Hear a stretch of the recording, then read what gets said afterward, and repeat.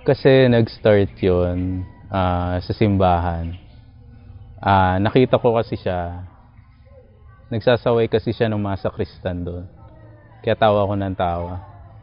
Tapos, ayun na, inahanap ko siya lagi doon sa simbahan. Tapos one time, yung kakilala kong choir, may number niya. Hiningi ko yung number niya.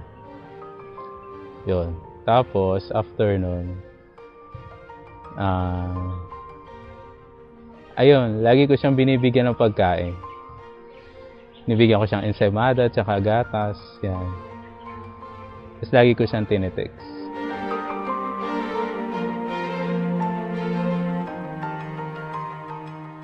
So, paano ba kami nag-start? Sabi niya, nakita niya daw ako na nagbabasa sa mass. Tapos, tinanong niya yung choirmate niya kung ano yung pangalan ko. And then, sabi niya, magiging girlfriend ko yan. Di ba ang lakas? Mo to.